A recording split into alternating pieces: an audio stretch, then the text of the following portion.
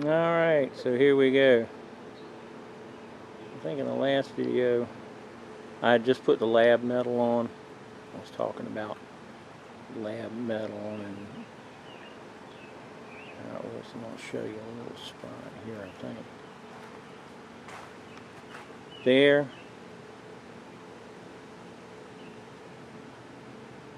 Is a lab metal patch, and you can see the difference, but it was amazing. I never used this before, I will tell you that, but it was kind of amazing how it was real dull when I came at it with a sander to sand it out, and then you look at it and you look down on it, and I mean, it looks just like metal. I don't know if that's focused or not. Anyway, so those are sanded out. As you can see, I've taken off the brown stain. Okay, now let's talk about the brown stain very briefly. This boat is a 1996. It was bought by a marina, okay, for marina people to have fun in. I can pretty well guarantee you the stain had never been removed from this boat before. So I'm looking around trying to figure out what I can use to get the brown stain off. Well, lo and behold, are you ready? Brite Instant Hull Cleaner. It comes in a 32-ounce bottle. Yeah, it's 17 bucks at Bass Pro Shop, but it's worth every penny, believe me. And some areas, the initial treatment, I sprayed it on with a spray bottle. Of course, I wet the hull first, spray it on with a spray bottle, and wait a few minutes, and the stuff just starts to come off. In areas, as it lessened and lessened, I applied 3 applications to the hardest areas to get clean.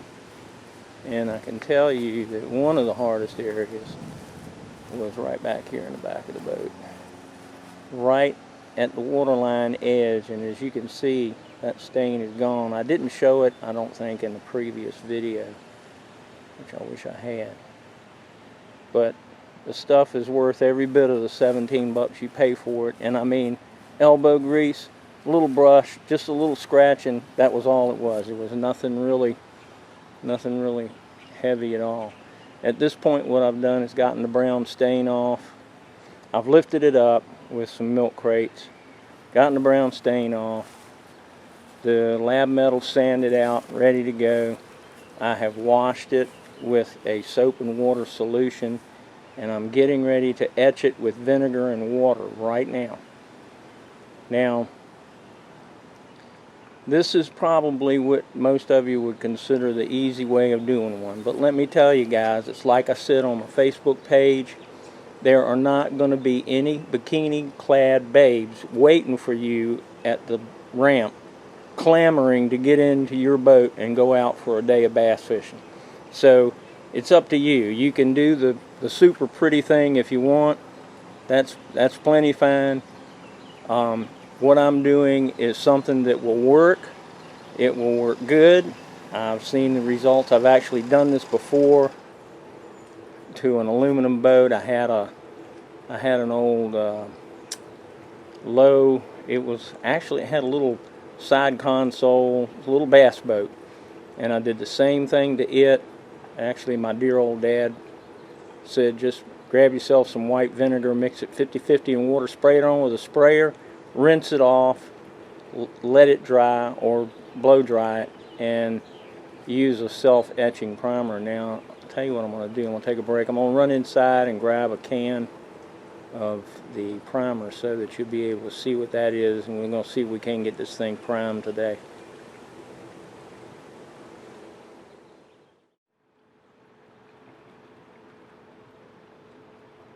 And there she is. See it? Zinc Chromate aluminum primer. This is a self-etching primer. Now, although I'm using the white vinegar and water 50-50 mix with a little pump sprayer, I bought a little $10 pump sprayer at the Lowe's. even though I'm using that just for extra precaution, I'm going to use self-etching primer as well.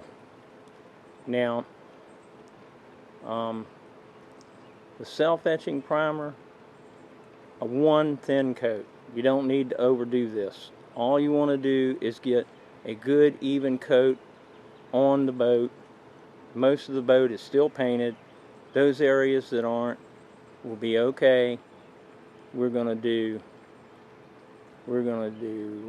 a thin coat of primer and 2 coats of top paint, and what I'm using is Rust-Oleum camo paint, camouflage paint, and there's 5 camouflage colors in the Rust-Oleum line. I'm using the deep forest green. I'm not really interested in doing a fancy camo job, so I don't do any duck hunting or anything like that. So we're just going to use the deep forest green on it just to give it a different look. It's flat.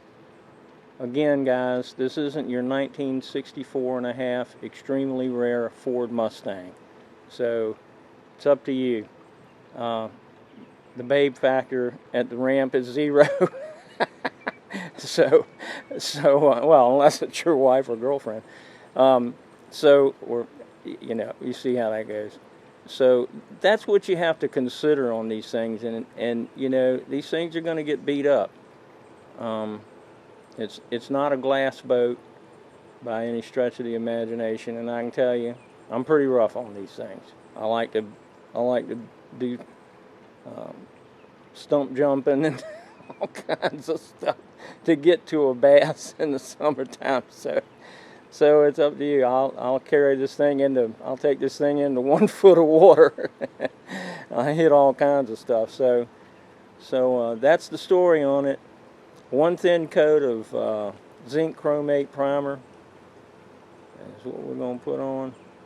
There she is again, in case it's molar. Let me get around here so you can. It's M-O-E-L-L-E-R, zinc chromate primer. I hope some of this that I'm trying to convey will help you guys out with your next project. 1 thin coat of this, 2 coats of Rust-Oleum deep forest green camo paint, and we're flipping her over and do a little bit of the inside. I'm not doing all the inside because when you see how the decking goes, we're just going to paint the areas that are left that are exposed. There's really no point in painting the whole thing because, again, aluminum oxidizes. It has a way of protecting itself. It's not going to corrode or rust out. It's just going to oxidize a little bit and just pretty much stay that way. So that's pretty much it for now.